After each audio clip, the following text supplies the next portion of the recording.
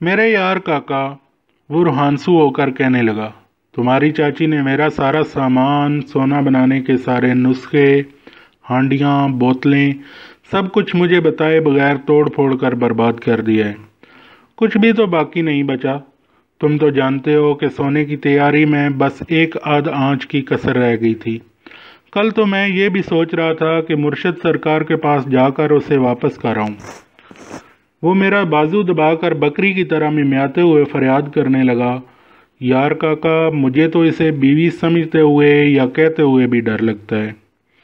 میری ہنسی چھوٹ گئی، ہونٹ دبا کر بڑی مشکل سے ضبط کی۔ کچھ کہنے ہی والا تھا کہ نیچے سے چاچی اوپر چڑھتی ہوئی دکھائی دی۔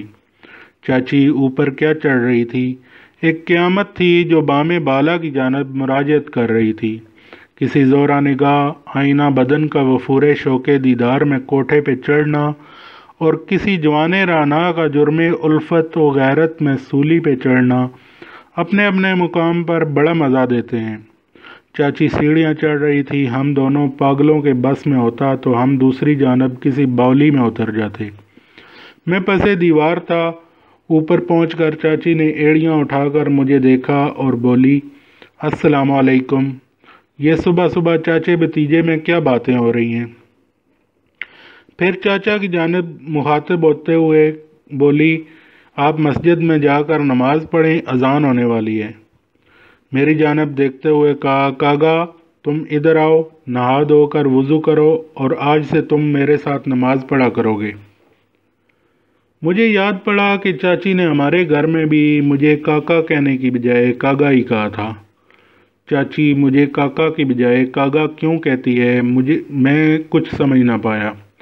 نماز تلاوت کے دوران بھی چاچی مجھے کاغا ہی کہہ کر مخاطب ہوتی رہی۔ چاچی کی پہلے کون سی بات تھی جو میری سمجھ میں آئی تھی کہ اب کاغا والی بات بھی سمجھ میں آتی؟ پوچھنے کی ہمت نہ پڑی۔ میں صرف اتنی بات جانتا تھا کہ کاغا ہندی کا لفظ ہے اور اس کے معنی کوے کے ہیں۔ فارغ ہوئے تو چاچی نے مجھے حسب حال گم سم پا کر خود ہی گویا ہوئی، کاغا میں تمہارے لیے چورما بناتی ہوں، آج اور آئندہ تم ناشتہ یہیں میرے ساتھ کیا کرنا۔ چورما؟ میں نے زیر لب دہرایا اور پوچھا، چاچی یہ چورما کیسا ہوتا ہے؟ چاچی مجھے چومتے ہوئے خوش خوش کہنے لگی، کاغا ایک چوری ہوتی ہے جو سونی اپنے میوال اور ہیر اپنے رانجھن کے لیے اپنے ہاتھوں سے بنا کر لے جاتی تھی۔ اس چوری میں گھی، شکر اور باجرے کی روٹی ہوتی ہے، اور چورما میں گھی، ملائی، شکر، تل، چھہارے، پستہ، بادام، چار مغز، سونف، پھول مکھانے اور جو کا آٹا ہوتا ہے۔ میں ٹکر ٹکر چاچی کے شہابی چہرے اور پراسرار آنکھوں کی بصری تلاوت میں مگن تھا۔ خدا جانے وہ کیا کہہ رہی تھی۔ پھر بولی، اور ہاں یہ چورما میں تمہارے لیے اپنے ہاتھوں سے تیار کروں گی۔ جواب میں مجھے کوئی اور بات تو نہ سوجی، یوں ہی بات چلانے کی غرض سے پوچھ لیا، چاچی تم مجھے کاکا کیوں نہیں کہتی، کاغا کیوں کہتی ہو؟ کیا تمہیں کاکا کہنا اچھا نہیں لگتا؟ وہ مسکرائی جیسے کپاس کا شگوفہ چٹکا ہو، دھیرے سے بولی، تم سب کے لیے کاکا ہو مگر تم میرے لیے کاغا ہو۔ میری تو کچھ بھی سمجھ میں نہیں آیا۔ میں یوں ہی اسے بٹ بٹ دیکھنے لگا۔ اسی لیے تو ناشتے میں تمہیں چورما شروع کروا رہی ہوں کہ کاغا چورما بڑے شوق سے کھاتا ہے۔ اب ہر روز ناشتے میں چورما کھاؤ گے تو پھر دھیرے دھیرے میری سب باتیں خود ہی سمجھ جاؤ گے۔ میری اچھی چاچی ابھی صرف کاغا والی بات سمجھا دو، باقی اور باتیں میں چورما کھا کر سمجھ لیا کروں گا۔ میں نے خوشامد کی۔ چاچی نے آنکھیں بند کر لیں اور صرف گول آنکھ تھوڑی سی نیم ہوا تھی، جیسے کنویں سے بول رہی ہو۔ بولی، بسم اللہ الرحمن الرحیم۔ ہر انسان جو دنیا میں ہے وہ کسی نہ کسی چوپائے، دو پائے، رینگنے والے، تیرنے والے، اڑنے والے جانور کی جبلت پہ پیدا ہوا ہے۔ جہاں یہ انسان اشرف المخلوقات ہے، وہیں اپنی مخصوص حیوانی جبلت کی بنا پہ افضل اور اسفل رجحانات کا حامل بھی ہے۔ انسان تمام عمر اپنے اسی جبلی تقاضوں کے مطابق عمل پیرا رہنے پہ مجبور ہے۔ اس کی یہ اچھی بری سعد ناز جبلی خصلت اس کی سوچ بچار فیصلوں اور روزمرہ کے دیگر عوامل پہ اثر انداز ہوتی ہے۔ کوئی شیر ہے تو کوئی محض گیدڑ، کوئی لومڑ کی خصلت رکھتا ہے تو کوئی ہرن کی مانند بولا بالا ہے، کوئی شکرا تو کوئی کبوتر، بالکل اسی طرح کوئی مچھلی، مینڈک، گدھ، الو اور کوئی بکری کی طرح بزدل۔ میں تو کوے یعنی کاغا میں پھنسا ہوا تھا۔ میں اپنے اندر ہی اندر اپنی کوئی کوے کی عادت خصلت ڈھونڈنے کی کوشش کر رہا تھا، جس کی وجہ سے چاچی مجھے کاغا کہتی تھی۔ چاچی کی بات ابھی ختم نہیں ہوئی تھی کہ میں بول پڑا، اس کا مطلب ہے کہ میں کوا ہوں؟ کوا تو بڑا ڈھیٹ، دھوکے باز اور ندیدہ ہوتا ہے۔ چاچی ذرا غور سے دیکھو، تمہیں مجھ میں ایسی کوئی چیز نظر آتی ہے؟ یہ تو میرے ساتھ بہت زیادتی ہے۔ میں نے روٹھتے ہوئے منہ سا بنا لیا۔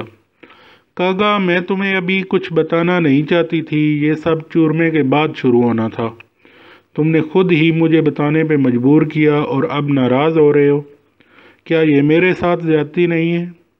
یہ سن کر میں بیٹھ گیا اور لیکن منہ بسورے رہا۔ چاچی اب قدرے سنجیدہ ہو رہی تھی اور کہنے لگی، کوے اور کاغا میں بھی زمین آسمان کا فرق ہوتا ہے۔ کوا ہگ موت، ماس اناج، گندا مندہ جو ملے پیٹ میں اتار لیتا ہے۔ یہی کوا ندیدہ، ڈھیٹ اور چکر باز ہوتا ہے۔ کاغا تو پی کی خبر لاتا ہے، یہ ازل سے ابد تک کے تار ہلاتا ہے۔ جانداروں میں سب سے لمبی عمر پاتا ہے۔ اس نے حابیل قابیل والے قتل کے معاملے میں قبر کشائی کا طریقہ سمجھایا، نوح علیہ السلام کی راہبری کی، خضر علیہ السلام کی خبر لی، پارس رگیدہ، آب حیات چکھا، کوہ کاف پہ اڑان بھری، سیف الملوک میں ڈبکیاں لگائیں، تن من کالا۔ یہ ملنگ درویش منافق نہیں ہوتا۔ میرے بابا نے مجھے نصیحت کی کہ کاغا، کبوتر اور کتا جہاں ملیں، انہیں جہاں بھی پاؤ انہیں تکریم دو۔ اگر ان کی صرف ایک ایک خوبی خصلت بھی اپنا لو تو تمہارے پاؤں سنگ پارس، وفا، حیا، اس کی رضا، ادا، صبر صادق، توکل، تقوی، کامل نگاہ کیمیا۔ میں گستاخی کر کے درمیان میں بول پڑا، چاچی میں یہ اوکھی اوکھی باتیں نہیں سمجھ سکتا، میں جا رہا ہوں، میرا سر درد کرنے لگا ہے۔ چاچی نے شفقت بھرا ہاتھ میرے سر پہ رکھ دیا۔ مجھے یوں محسوس ہوا جیسے درد کا فور ہو گیا ہو۔ ان کی کہی ہوئی ادک ادک باتیں بھی اپنے آسان ترین مفہوم کے ساتھ مجھے سمجھ میں آ رہی ہوں۔ کاغا، آئندہ ایسا مت کہنا، یہ بے ادبی ہے، ہم بابا جی کے سامنے ایسا نہیں کر سکتے تھے۔ یہ بابا کون ہوتے ہیں؟ میں نے نیا شوشہ چھوڑ دیا۔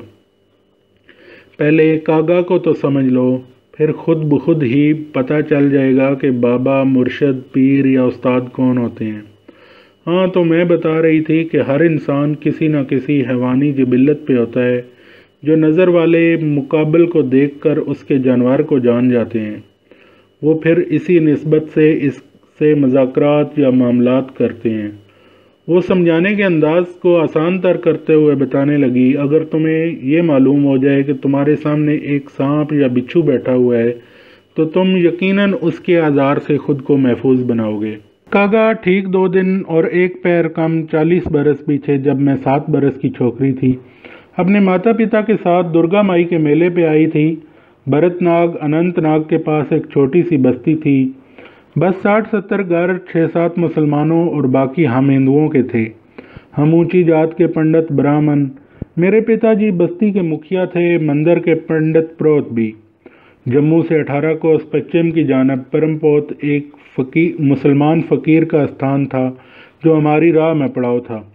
ہمارا پریوار ایک بیل گاڑی پہ سوار تھا۔ پہاڑی علاقوں میں شام اترتے ہی اندھیرا چھا جاتا ہے، سردی یا بارش ہو جائے تو دھند بھی گہری چادر تان لیتی ہے، ہاتھ کو ہاتھ سجائی نہیں دیتا۔ آڑے ٹیڑے، اونچے نیچے پہاڑی راستوں پہ سفر جاری رکھنا مشکل ہی نہیں ناممکن ہو جاتا ہے۔ میں تو میاں کی گود میں توشک میں لپٹی سو رہی تھی، اچانک اندھیرے میں بیل کسی چیز کو دیکھ کر بدک گیا۔ سرپٹ جو بھاگا تو آگے موڑ پہ سیدھا گہری کھائی میں گاڑی سمیت گر گیا۔ ماتا جی، پتا جی اور گاڑی والا بیل سمیت جل کر بھسم ہو گئے۔ مٹی کے تیل کی لالٹین جو گاڑی کے گھاس پھوس پہ الٹ گئی تھی۔ صبح دن چڑھے، جب سڑک پہ آمد و رفت شروع ہوئی تو لوگوں کو آدھا جلا ہوا بیل اور 3 منوشوں کی جلی ہوئی ہڈیاں ملی۔ نہ کسی کو خبر کہ یہ کون لوگ تھے، کہاں سے آئے اور کدھر جا رہے تھے۔ جائے وقوع سے مشکل 3-4 فرلانگ پرے ایک فقیر نے اپنے بالکے کو حکم دیا کہ فوراً ساڑی باڑی کے موڑ پہ جاؤ، وہاں چیڑ کے جھاڑ میں ایک کبوتری الجھی پڑی ہے، اسے حفاظت سے اتار لاؤ۔ چاچی یہاں تک کہہ کر خاموش ہو گئی۔ میں ایک جامد و ساکت پتلے کی طرح بغیر پلکیں جھپکائے اسے دیکھ رہا تھا۔ پورے واقعے کی فلم میرے سامنے چل رہی تھی، بلکہ یہ تک محسوس ہوا کہ میں خود بھی اس بیل گاڑی میں سوار تھا۔ گرتے سمے جیسے میں خود بھی درخت کے جھاڑ میں الجھ گیا۔ جلتے ہوئے بے بس زندہ انسان، ان کی آہو بکا، بیل کا ڈکرانا، پتھروں سے سر پھوڑنا، پھر ہڈیوں اور گاڑی کی لکڑیوں کی تڑاخ چٹاخ، جھاڑ جھنکار کے جلنے کی آواز، دھواں، سڑاند، پھر خاموشی۔ میں نے یہ بھی دیکھا کہ ایک سیاہ پوش ننگے سر ننگے پاؤں بے خوف و خطر درخت پہ چڑھ کر اس نے مجھے اتارا۔ میں تکلیف سے رو رہا تھا کیونکہ میری بائیں آنکھ کے پاس کسی جھاڑی کا کانٹا گھسا ہوا تھا۔ مجھے وہ درویش بڑی حفاظت سے فقیر کے ڈیرے تک لایا۔ فقیر نے فوراً مجھے اپنی حفاظت میں لے لیا، آنکھ سے کانٹا کھینچ کر نکالا، انگلی سے لاب لگا کر میری آنکھ پہ لگایا اور دودھ پلا کر گدڑی پہ ڈال دیا۔